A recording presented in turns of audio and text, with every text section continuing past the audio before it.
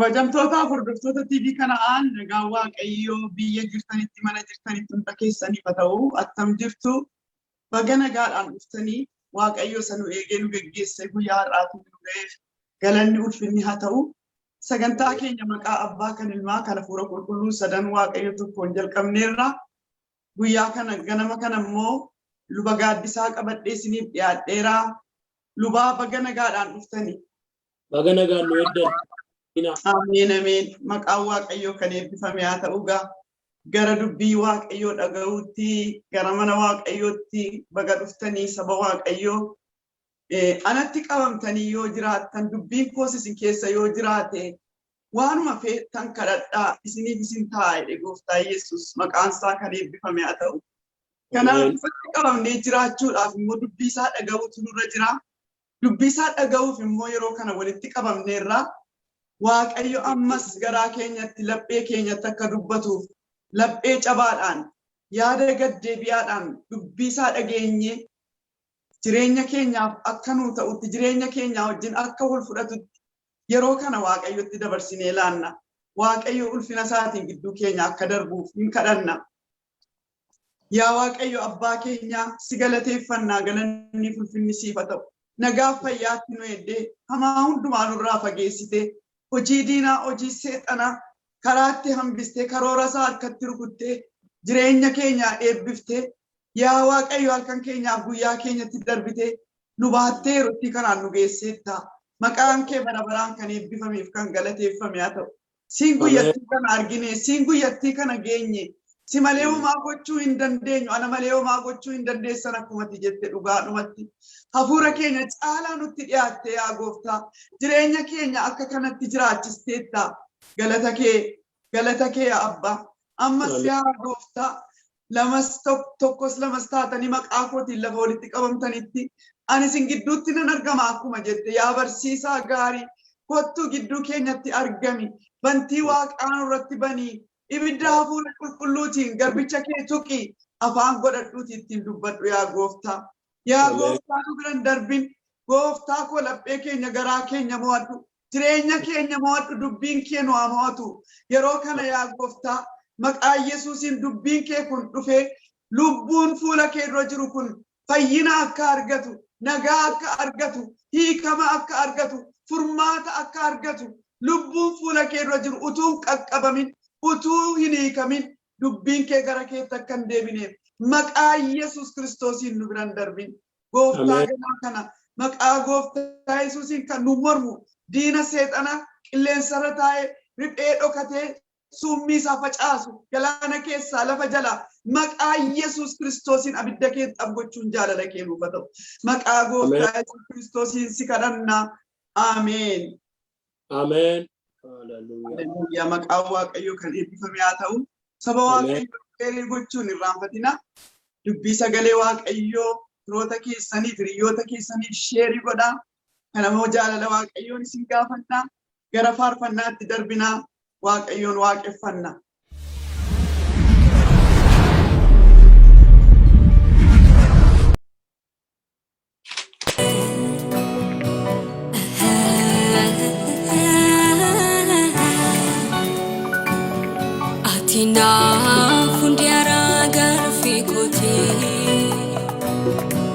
Atinaaf balaalee jiraadhu Atinaaf agartuu koo yeroo maraa Atinaaf isaan ofitti aanfadhu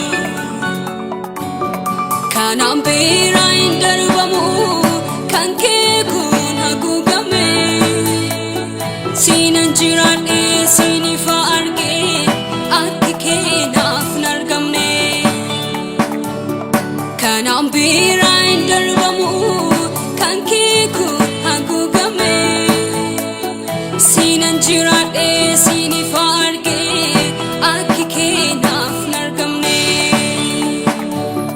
Jaalalaan ati agarsiifte jaalalanii sirraa argee Gaarummaa nama eeffachiifte gaarummaan sirraa baree Jaalalaa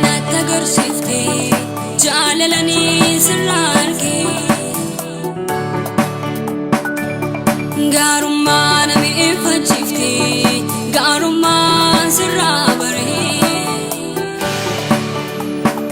argeera miifadheera dhamdhamee jaalala kee ammayyaa deeloliif garaana cibse naaf mijatee barruun kee.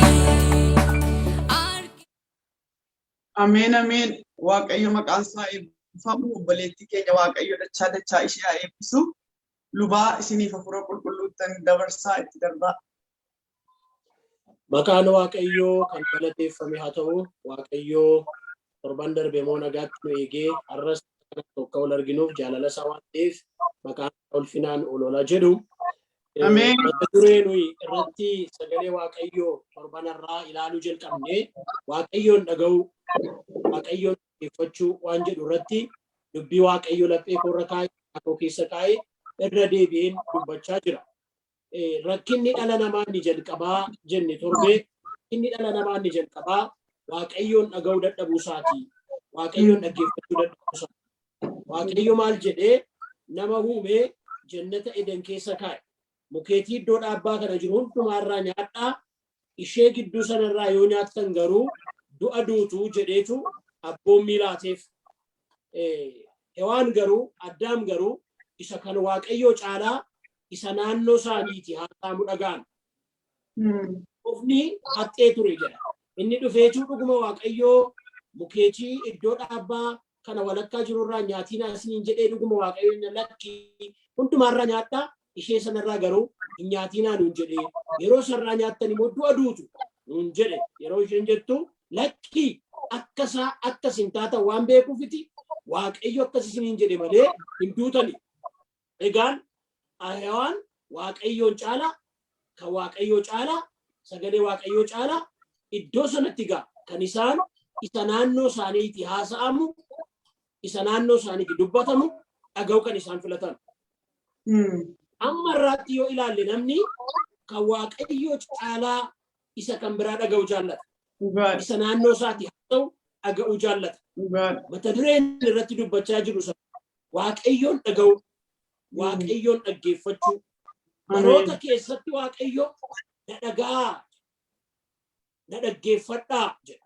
Har'a moo kan nuyi wajjin ilaallu yommuu Waaqayyoon dhaga'uu dadhabnu maaltu ta'a? Yeroo Waaqayyoon dhaga'uu dadhabnu maaltu ta'a? Addaamii fi Hewaan Waaqayyoon dhaga'uu dadhabuu isaaniiti maaltu ta'e? Maaltu irra ga'e? Tokkoffaa yommuu Waaqayyoon dhaga'uu dadhaban jarri kun namoonni warri jalqabaa Addaamii fi Hewaan qullaa ta'an. Kun immoo mallattoo salphinaati. Qullaa ta'uun mallattoo salphinaati. Wal baqachuutti ka'an, wal dhokachuutti ka'an, amala kaleessa dheengadda hin qabne walitti agarsiisuutti ka'an. Namni Waaqayyoon dhaga'uu yommuu dadhabu maal ta'a jechuuf yeroo tokko hin salphata. Qullaan salphina. Qullaa ta'uun milikkita salphinaati. Waaqayyoon dhaga'uu dadhabuun ilaa kana isinittan dubbadha. Bolottoon namoonni karaa kana dubbii Waaqayyoo dhaga'aa jirtan ana dabalatee namni Waaqayyoon dhaga'uu yommuu dadhabu isa jalqabaa maal ta'a? Hin salphata. Akkas jedha. Seera uumamaa boqonnaa 3:7 yommus lamaanuu isaanii iji isaanii baname qullaa ta'uu isaanii beekanii kana irratti isaan baala walitti ulluqsanii marxoosaa hojjetanii yommuu Waaqayyoon dhaga'uu dadhaban muka jedhame sanarraa ija sanarraa yommuu nyaatanii isa jalqabaa maal ta'an qullaa akka ta'an ofirratti baran. Qullaa ta'uu isaanii beekan. Namni Waaqayyoon dhaga'uu yommuu dadhabu hin salphata. Guddaa matu salphata. Namuma ulfaataatu, namuma kabajamaatu, namuma dhaga'amutu yommuu Waaqayyoon dhaga'uu keessaa bahu, Waaqayyoon dhaggeeffachuu keessaa bahu, isa kan Waaqayyo dhaga'uu yommuu dadhabu salphinatti gala. Jarri kun ikkoo kanaan dura qullaa isaanii turaniif yeroo sooliin salphatan yeroo Waaqayyoon dhaga'anii jiraachaa turan akka jedha seera uumamaa boqonnaa 2:35 lachanuun isaanii ati manaa isaanii qullaa turani. Lamaanuun isaanii garuu waliin salphatan ture. yeroo bara waaqayyoon dhagaanii turanis waaqayyoon dhagaanii jiraatanii yeroo waaqayyoon dhaggeeffatanii jiraatanii yeroo yaada waaqayyootti olii galanii jiraatanii qullaama turan garuu hin saalfatan. Yemmuu seera waaqayyoon abboommi waaqayyoon ajaja waaqayyoon isa waaqayyo ittiin jedhe dhaga'uu yemmuu dadhaban garuu maal ta'an qullaa ta'an. Of eeggachuun gaarii warra tajaajillu warra amannu warra mana waaqayyoottis deddeebinu waaqayyoon dhaga'uu dadhabuun nama salphisa. Salphina namatti fida. Isa jalqabaa qullaa ta'an. Lammaffaa waaqayyoon dhaga'uu yemmuu dadhaban jarri kun maal ta'an Addaamiif Hewaan waaqayyo duraa baqatan. Waaqayyoon dhaga'uu dadhabuun nama ari'ata. Iddoo waaqayyo argamu keessaa iddootti waaqayyo dubbatu keessaa lafa waaqayyo dhaga'anii jiraatan keessaa baqachuutti ka'an. Namni waaqayyoon dhaga'uu yemmuu dadhabu tokkummaa qulqulloota baqachuutti ka'a. Lafa waaqayyotti argamu baqachuutti ka'a. Lafa waaqayyotti dubbatu baqachuutti ka'a. Lafa qulqulloonni olitti qabamanii waaqayyoon waaqessan baqachuutti ka'a. Maal ta'an jarri kun baqatoo ta'an. Akkee sagalee waaqayyooti. Seera uumamaa boqonnaa 3:8. Kana booddee namichi Faati Manaasaa yeroo qilleensi qabbanaa qilleensa'utti waaqayyo gooftaan iddoo dhaabbaa sana keessatu adeemu sagalee dhaga'an. Isaan waaqayyo gooftaa duraa mukeetii iddoo dhaabbaa sana gidduun dhokatan. Waaqayyo gooftaan garuu namicha waamee eessa jirtaa jedhe. Namichis an sagalee miilla kee iddoo dhaabbaa keessatti dhaga'ee qullaa koo waanan tureef sin sodaadhe nan dhokadhe jedhe. Waaqayyos qullaa kee akka turte eenyu sitti hime sila'oo mukicha sanin nyaatiin jedhee si abboome sanarraa nyaatte jedhe. Kana booddeen namichaati Manaasaa qilleensa qabbanaa yemmuu waaqayyoo lafa isaan kaa'e sana dhufuti kottee waaqayyoo yemmuu dhagaan maal ta'anidha hin baqatan. Yemmuu isaan baqatanii waaqayyo waan Addaam eessa jirta? Iddoon si kaa'insidha. Iddoo anaaf ati ol beeknuusidha. Iddoo anaaf ati ol arginuusidha. Eessa jirta Addaam? Nan Addaam akkas jedhe sagalee kee dhaga'een qullaa koo waanan ta'eef sin baqadhe. Waaqayyoon dhaga'uun ari'ataa nama godha. Baqataa nama godha. Lafa waaqayyo jiruuti nama ari'ata jedha. Yeroo tokko ayyaana waaqayyo keessa jiru nuun galu. Yeroo tokko mucaa tokkotu gooftaa keessa ture. Gooftaa wajjin ture. Baay'ee waaqeffata. Hin tajaajilayyuu. Gidduutti dadhabbii foon irraan kan ka'e gara biyya lafaatti deebi'e. Hin kufe baak godhe. Gaaf tokko magaalaa keessa dhaabadha dhufee na bira dhaabatee hin bu'a. Maal taate? Hin bu'a of qabuu dadhabee. Maal taate natti hin bu'a. Hin hirkifata. Ani waan biraa waan miidhameetti fakkaata. Maa inni ennaan giddii maan akkas naan jedhe. Gaaddisaa halleeluyyaa obbolootaan yaade. Nan yaade. Yeroo tokko yeroo mana waaqayyo keessa jiru nuun galu. Yeroo waaqayyo wajjin jiru nuun galu. Yeroo tokkummaa qulqullootaa keessa jiru nuun galu. Yeroo baanuti miidhamni isaa maal akka ta'e nuun galu. Deebi'uu yaada garuu hin dadhaba. Waaqayyoon dhaga'uu dadhabuun baqataa nama godha. Fuula waaqayyoo duraa akka namni baqatu. Keen Addaam eessa jirta? Deebi'ee dubbata. Addaam eessa jirta? Sagalee kottee kee dhaga'een sin baqadhe sin dhokadhe. Bolootaa itti yaadaa. Boloototaa itti yaadaa. Firoota koo itti yaadaa. Itti yaannu waaqayyoon dhaga'uu dadhabuuni waaqayyo duraa baqataa nama godha. Du'aa oolchu waaqayyo. Ameen. Du'aa oolchu waaqayyo. Waaqayyoon dhaga'uu dadhabuun baqataa nama godha. Waaqayyo duraa nama fudhatee deema. Tokkummaa qulqullootaa keessa nama fudhatee deema. Lafa waaqayyo argamu nama fudhatee deema. Lafa waaqayyo hojjetu nama fudhatee deema. Lafa waaqayyo dubbatu nama fudhatee deema. Lafa waaqayyo jiru caalaa wanti nama gammachiisu. Keeda Daawit iddoo biraa guyyaa 1,000 oobdii mana waaqayyoo keessa guyyaa guutuu ijaajjaa ooluun afooyya. Dhugaan. Hallelujah. Waaqayyoon jiraachuu caala. Mana waaqayyoo keessa jiraachuu caala. Yemmuu waaqayyoon dhaga'uu dadhabnu gaa maal taana baqataa taana. Dhugaan. Fuula waaqayyoo dura. Waaqayyoon dhaga'uu dadhabuun kana isaanitti fide. Sadaffaa Addaamii fi Hawaan waaqayyoon dhaga'uu yemmuu dadhaban maal taana waladheessuutti kaan. Wal kennuutti kaan. Namni waaqayyoon dhaga'uu yemmuu dadhabu waaqayyoon dhaggeeffachuu yemmuu dadhabu wal kennuutti kaan. Isa isheedha jechuutti kaan. Wal ammeessuutti kaan. Dhugaan. Maqaa kaleessa hin qabne wal ilaachuutti kaan. Dhugaan.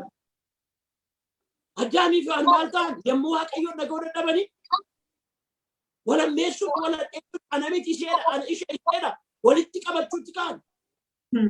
Namootuma kaleessa wal dhaga'antu wal jaallatantu walitti deebi'ee wal addeessuutti ka'e. Namni waaqayyoon dhaga'uu yemmuu dadhabu walii isaatti deebi'a. Walii isaa addeessuutti ka'a. Walii isaa ammeessuutti ka'a. Walii isaa kasasuutti ka'a. Sababa walirra barbaada.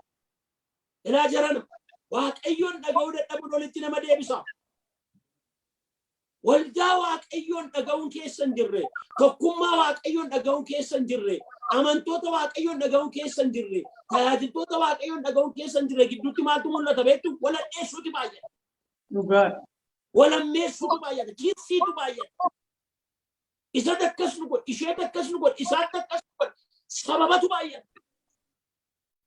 Jarri kun waaqayyoon dhaga'uu yemmuu dadhaban isa jalqabaa wal kasasuutti kaan. Nan dubbisame sagalee waaqayyoo dubbisuun gaariidha. Boqonnaa 3 lakkoofsa 11. Akkeen waaqayyos qullaa kee akka turte eenyu sitti himee? Sila'oo ija mukeetii sana hin nyaatiin jedhe sana si abboome sana nyaatteeree jedhe.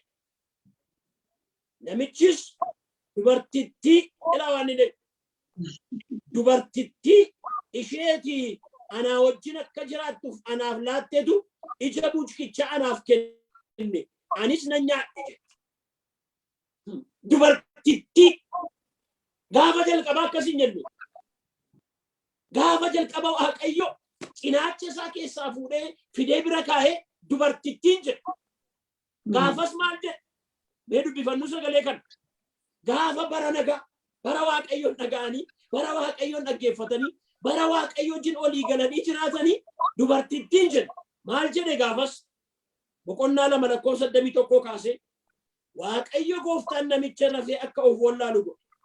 Ituu namichi rafuu lafee cinaacha isaa keessaa tokko fuudhee iddoo isaatti foon hin guute. Waaqayyo gooftaan lafee cinaacha namichaa keessaa fuudhe sanarraa dubartii tolchee namichatti hin geesse.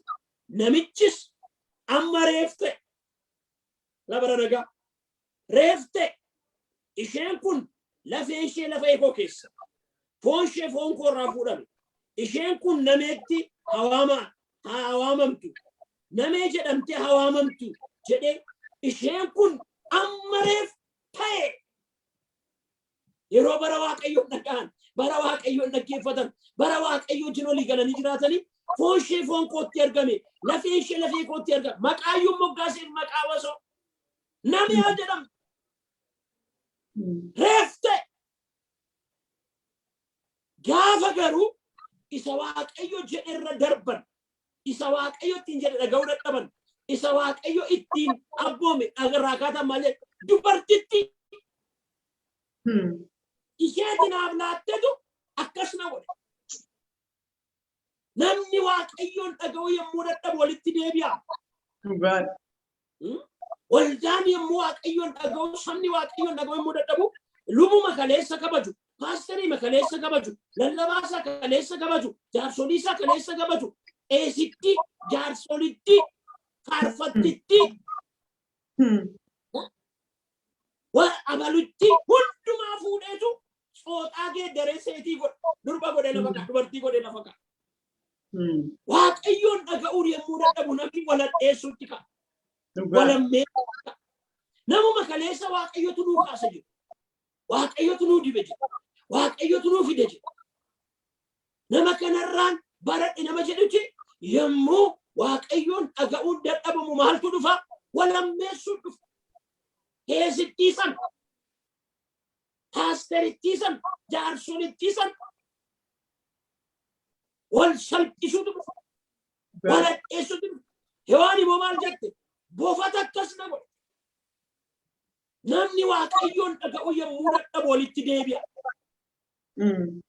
wal nyaachuutti ka warra Galaatiyaan akkas jedhe Phaawulos warra Galaatiyaan itu wal cicciniintanii akka wal hin fidneef ol eeggadhaa yommuu waaqayyoon dhaga'u dadhabnu walii keenyatti deebinee wal cicciniinuutti wal nyaachuutti wal hadheessuutti wal hammeessuutti wal kasasuutti baay'ata bu'aa waaqayyoon dhaga'u dadhabuuti bu'aa waaqayyoon dhaggeeffachuu dadhabuuti dhaabadhaa of ilaalaa dhaabannee of ilaalu maalitti jirtan maalitti hin jiran namni dadhabaayyuu yoo ta'e jirana afaan keenya irratti banuun gaarii miti harka keenya irratti kaasuun gaarii miti daawiti saa'oliin maal jedhe nama waaqayyo dibe irratti harka kun yooma dadhabaa ta'e yooma kufe iyyuu yooma nu ari'ata ta'e iyyuu guyyaa isaatti waaqayyo firdii alaatu malee firdii laachuun kan kee miti kan koo miti akkasittiin jedhanii warri isaa wajjin jiran eegduunsa amma waaqayyo kun harka kee keessa buuseera raawwadhu fedhan takkii hin godhan nama waaqayyo dibe irratti harka koo waliin kaasu keessan galu waaqayyo akka jalqabeetti haxumuru waaqayyoon dhaga'uu dadhabuun wal salphisuun wal laachuun nama keessa ibara keenya teenyaa ilaalu wal laachuutu baay'atama wal salphisuutu baay'atama kabajin jiru ulfinnin jiru waaqayyoon dhaga'uu dadhabuun kana namatti fida arfaffaa waaqayyoon dhaga'uu yommuu dadhaban maal ta'an hin abaaraman waaqayyoon dhaga'uu yommuu dadhaban hin abaaraman laabboloottotaa ilaa saba waaqayyoon dhaga'uu dadhabuun abaarsa waaqayyoo jalatti nama gata waaqayyoon dhaggeeffachuu dadhabuun abaarsa waaqayyoo jalatti nama gata of eeggachuun gaarii of eeggachuun gaarii addaamiif hewaan waaqayyoon dhaga'uu yommuu dadhaban maal ta'an hin abaaraman waaqayyoon dhaga'uu dadhabuun abaarsa jalatti nama gata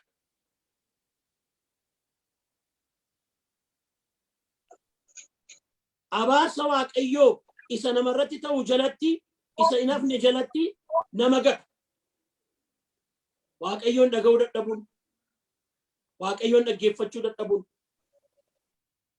seera uumamaa boqonnaa 3 lakkoofsa 14 kaafnee yommuu ilaalu waaqayyo murtoo dabarse waaqayyo gooftaanis bofichaan kana waan gooteef ati horii hundumaa bineensa bakkee hundumaa keessaas abaaramaan taata bara jireenya kee hundumaatti biyyoon nyaatta ani siif dubartittii gidduu sanyii keef sanyii isaa gidduu diinummaa nan buusa inni mataa kee buruqsa atis koomee isaan iddita jedhe dubartittiidhaan immoo yeroo ati ulfooftutti inni rakkinni kee guddaan baay'isa ciniinsuudhaanis mucaa hin deessa kana keessaa immoo abbaan manaan kee nawwita innis aboo sirratti hin qabaata waaqayyoon dhaga'uu dadhabuun maal namatti fida abaarsa namatti fida abaarsa waaqayyoo isa ooluu hin dandeenye abaarsa waaqayyoo isa hafuu hin dandeenye murtoo waaqayyoo dabarsee boficha irrattis dabarseera hewaan irrattis dabarseera addaam irrattis dabarseera akka balleessaa isaaniitti akka badii isaaniitti akka hojii isaaniitti murtoo isaanii fudhatan hin abaaraman waaqayyoon dhaga'uu dadhabuun waaqayyoon dhaggeeffachuu dadhabuun abaarsa waaqayyoo isa ooluun naaf hin dandeenye jalatti nama gata waaqayyoon dhaga'uun gaarii waaqayyoon dhaggeeffachuun gaarii dhabuudha. Shanaffaa ofii isaanii qofa miti sababa baarsaa ta'an. Isaan qofa miti sababa baarsaa ta'an. Waaqayyoon dhaga'uu dadhabuun sababa baarsaa nama godha. Ofii keenya duwwaarra miti. Uumamni illee akka abaaramu ta'e. Uumamni illee akka abaaramu ta'e. Akkas jedha. Boqonnaa 3:17 Waaqayyo amma moo namichaan ati dubbii haadha manaa keetii waan dhageesseef ija muka isaan hin nyaatiin jedhe si abbuume waan nyaatteef lafti sababii keef abaaramaa ta'a. Isanii lafti illee sababii keef abaaramaa ta'a. Atis bara jireenya kee hundumaatti itti dadhabdee isarraa nyaatta. Inni qoraattiif baara walaantee siif hin biqilcha. Atis biqila lafaa hin nyaatta. Biyyoodha deebitee biyyoon taata. Amma biyyoo lafaatti waan kutamteef gara isaatti amma deebitutti dhamaatee dafqitee buddeen nyaatta. Namni dafqaan bulaan turre eebbaan bulaa ture. Waaqayyo dhaga'uu dadhabuun garuu dafqaan akka inni bulu isa godha. Waaqayyo maal jedha? Sababa keetiif laftillee hin abaarama. Waaqayyoon dhaga'uu yommuu dadhabnu nurra darbeellee uumamnuun abaarama. Biqilaan iyyuu abaarama. Googiitu dhufa. Caamsaatu dhufa. Beelatu dhufa. Waagiitu dhufa. Eekamsatu dhufa. Waaqayyoon dhageenyu. Waaqayyoon dhaggeeffannu. Firoota koo waaqayyoon dhaga'uu dadhabuun nurra darbee uumamatti illee abaarsa, eekamsa, dha'icha fichisiisuu danda'a wanta ta'eef. Dhageenyu waaqayyoon. Daamii fi waaqayyoon dhaga'uu yommuu dadhaban inni shanaffaa laftillee sababa isaaniif. Biyyillee sababa isaaniif. Uumamnillee sababa isaaniif. Lafti isaan irra jiran akka qoraattii baasu ta'e. Biqila akka hin laanne ta'e. Hin abaaramne waan hin qabnetti abaarame. Jaaffaa yommuu waaqayyoon dhaga'uu dadhaban maal ta'an? Du'a isa jedhamu ofitti fidan. Du'a. Waaqayyoon dhaga'uu dadhabuun du'a yeroo malee namatti fida. Du'a yeroo malee. Beekaa yaada bara keenya kana keessa du'a jiru kana ilaalaa. Waaqayyoon dhaga'uu dadhabuun du'a yeroo malee namatti fida. Ilaa kana naa qabadhaa. Waaqayyoon dhaga'uu dadhabuun eekamsa waaqayyoo isa afuu hin dandeenye namatti fida. Isa afuu hin dandeenye. Ammarraatti du'i mana nama hundumaa keessa jira. Nama hundumaa irra jira. Wanti tokko wanti kadhannaan hin deebisne jira. Wanti soomuun kadhati sagadi hin deebisne jira. Akkeedemini yommuu Saamu'eel waa'ee isaa waliif fuula waaqayyootti iyyuu waa'ee isaa nan kadhatin jedhe waaqayyo. Murteesseeraan wanti kadhatin hambifne jira. Wanti kadhannaan hin deebisne jira. Wanti soomiin hin deebifne jira. Kan kadhatin waa'ee isaa murteesseeraan yommuu waaqayyoon dhaga'u ammarraatti mee yaada sagalee kana yeroo dubbisan anna dhibu. Fudhachuu dhiisuus dandeessu garuu dhugaadha kun. Ammarraatti du'a eenyuyyuu hambisuu hin dandeenye. Raajii beekamaa ta'u, lallabaa beekamaa ta'u, faarfataa beekamaa ta'u, luba beekamaa ta'u, tajaajilaa beekamaa ta'u, eenyuyyuu haa ta'u du'a kana hambisuu hin dandeenye. Maaltu fide? Waaqayyoon dhaggeeffachuu, waaqayyoon dhaga'uu, isa kan waaqayyoof gurra kennu dadhabuudha. Ilaa obboleettii koo, obboleessa koo, ofii koo sodaa keessa taa'in dubbii kana isinitti dubbata. Waaqayyoon dhaga'uu dadhabuuni wanta nafne waan namatti fidu qaba. Baay'een keenya ni mannu malee koo wanta itti gatii baasaa jiraannu qabna. Qabna. Gola keenya keessa, mana keenya keessa. Wanta itti gatii baasaa jiraannu qabna. Baani ni mannu. Waaqayyoon dhaga'uu dadhabuu keenya irraan kan ka'e. Kan waaqayyoof iddoo laachuu dadhabuu keenya irraan kan ka'e. Kan waaqayyoof bakka laachuu dadhabuu keenya irraan kan ka'e. wanti itti gatii baasaa jiraannu jira. Waaqayyo cubbuun dhiisa. Eeyyee cubbamaa garuu ituu na dabin hin dhiisu. Cubbuun gatii nama baasisa. Waaqayyoon dhaga'uu dadhabuun gatii nama baasisa. Amma irraatti gaa du'i mana nama hundumaa keessa jira. Waaqayyoon dhaga'uu dadhabuun eekkamsa Waaqayyoo isa hafuu hin dandeenye namatti fida. Torbaffaa dubbadheen xumura. Waaqayyoon dhaga'uu dadhabuu isaanii maal ta'e iddoo ka'amanii gadi ba'an. Waaqayyoon dhaga'uu dadhabuun murtoodhumaa namarratti fida. Namarratti fichisiisa. Waaqayyoon dhaga'uu dadhabuun gadi nama baasisa. Gadi baasee Waaqayyo. Boqonnaa 3:24 ilaala. Gadi baaseetu ergamaa billaa baatee gaggalagalu dhaabeetu kana booddee namni bara baraan jiraachuu hin danda'u. Muka kanarraas akka nyaanneef hin ittise Waaqayyo. Waaqayyoon dhaga'uu dadhabuun gadi nama baasisa. Egaa kun hundumtuu akka ta'u kan godhu maa inni beektu kana jalaa kan nama baasu. Kana jalaa kan nama baasu Waaqayyoon dhaga'uu danda'u. Salphina kan nama oolchu. Baqachuu kan nama oolchu. Waladheessuu kan nama oolchu. Abaarsa kan nama oolchu. Lafa abaarsisuu kan nama oolchu.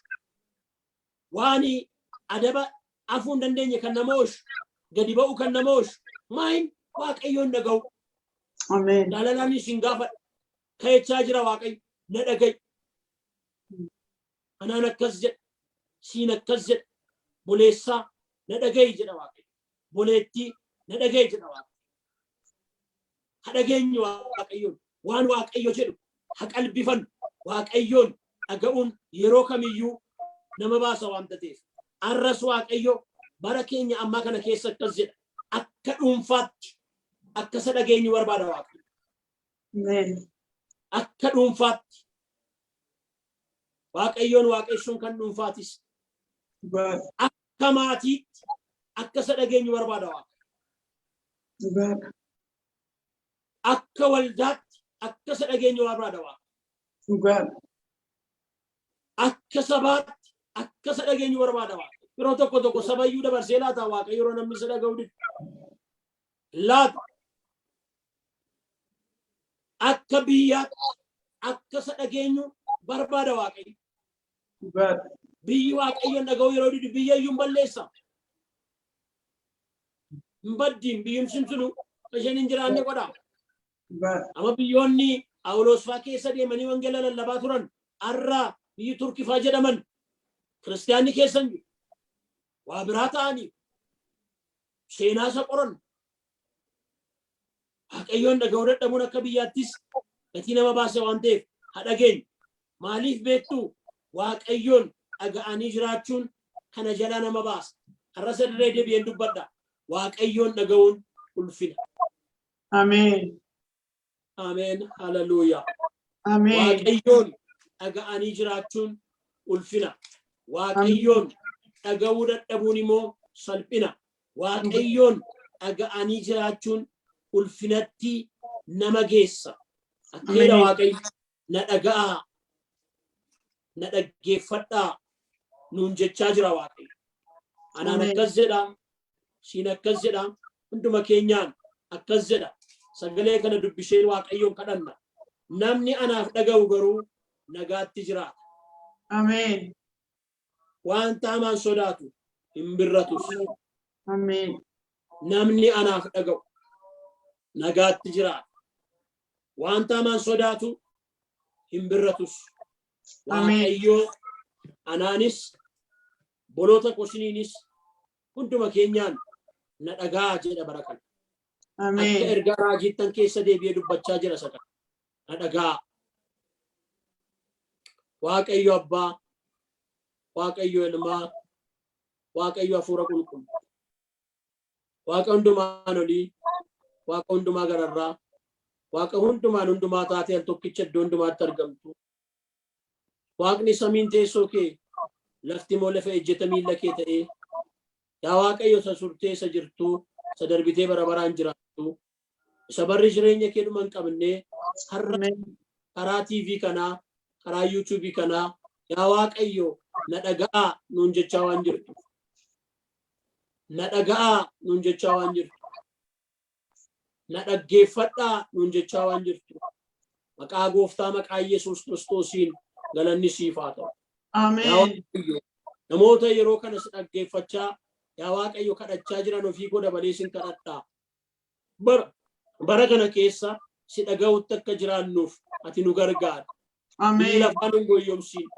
Seexanni nu hin goyyomsiin. Ameen. Nu hin goyyomsiin. Oduun gamaa gamanaa dhaga'amu. Haasaan gamaa gamanaa dhaga'amu. Inni kan keetii kan hin taane maqaa Yesuus Kiristoosiin nu hin goyyomsiin. Ameen. Maqaa Yesuus Kiristoosiin obboleettii kana hin goyyomsiin. Ameen. Obboleessa kana hin goyyomsiin. Si dhaga'uutu ulfina. Si dhaga'uutu jireenya.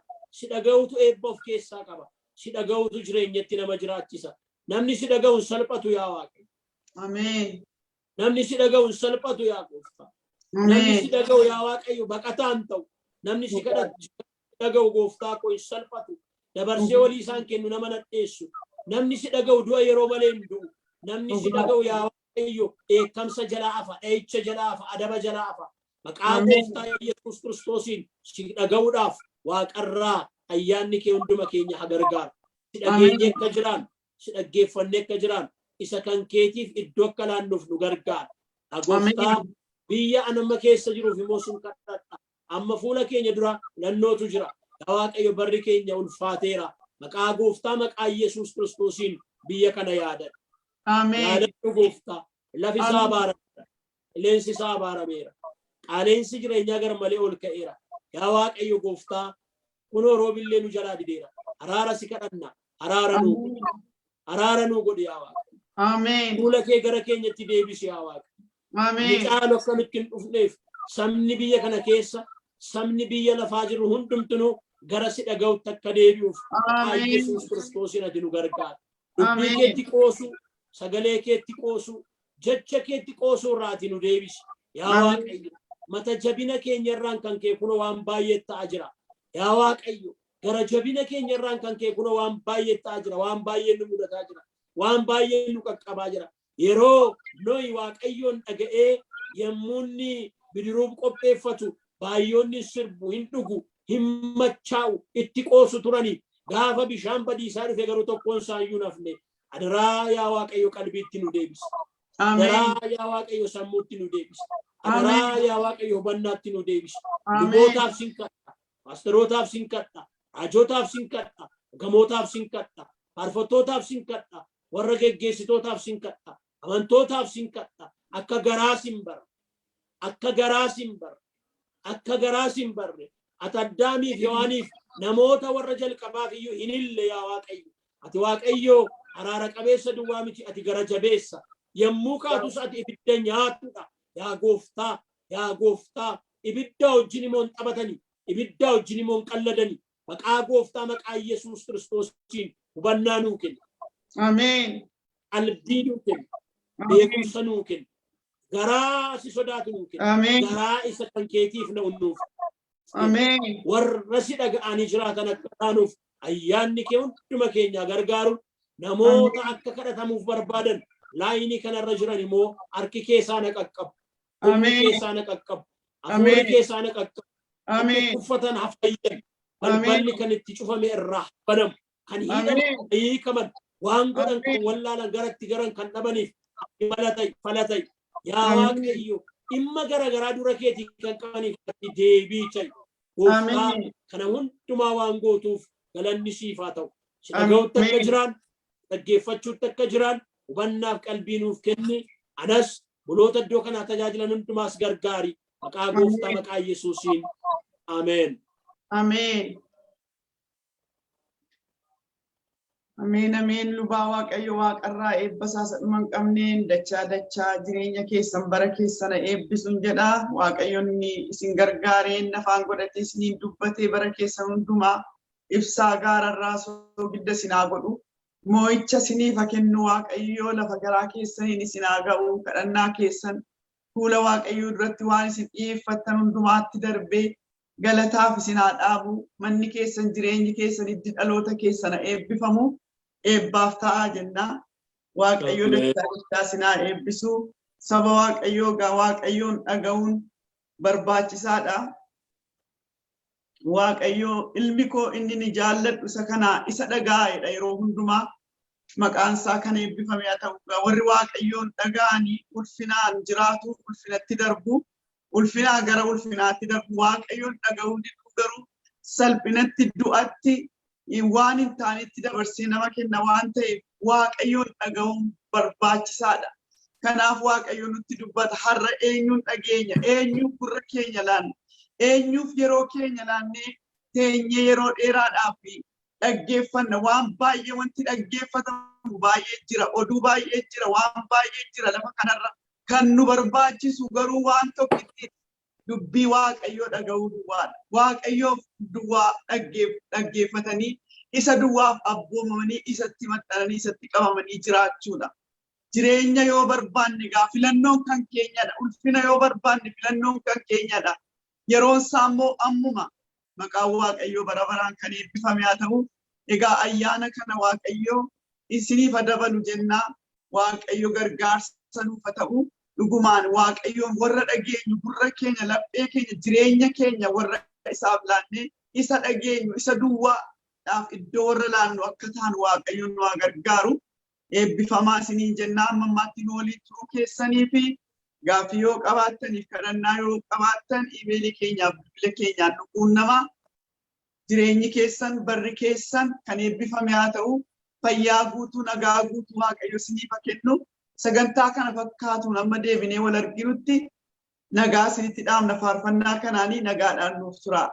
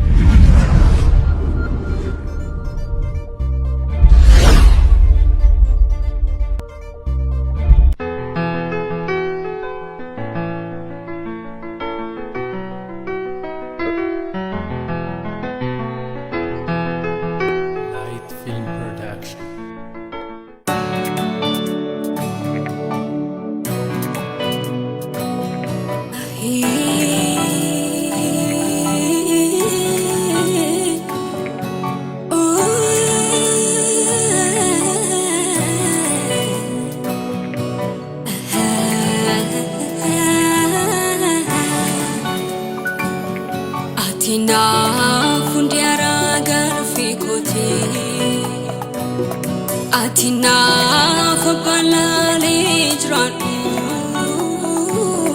Atinaaf agartuu koo yeroo maraa. Atinaaf isaan ofitti aanfadhu. Kanaan beeraa hin darbamu kan kee kun haguugame. Siinan jiraadhee siiniif argee ati keenaaf nargamne. Kanaan beeraa hin darbamu kan kee kun haguugame. Siinan jiraadhee siiniif argee ati keenaaf nargamne. Jaalalaan ati agarsiifte jaalalanii sirraa argee. Gaarummaa nama eeffachiifte gaarummaan sirraa baree. Jaalalaan ati agarsiifte jaalalanii sirraa argee. Gaarummaa nama eeffachiifte gaarummaan sirraa baree. Argeera miifadheera dhamdhamee jaalala kee. Amma yaadee loliis garaana cibse naaf mijatee barruun kee. Argeera miifadheera dhamdhamee jaalala kee. Amma yaadee garaana cibse naaf mijatee barruun kee. Argeera miifadheera dhamdhamee jaalala kee. Amma yaadee loliis garaana cibse naaf mijatee barruun kee. Argeera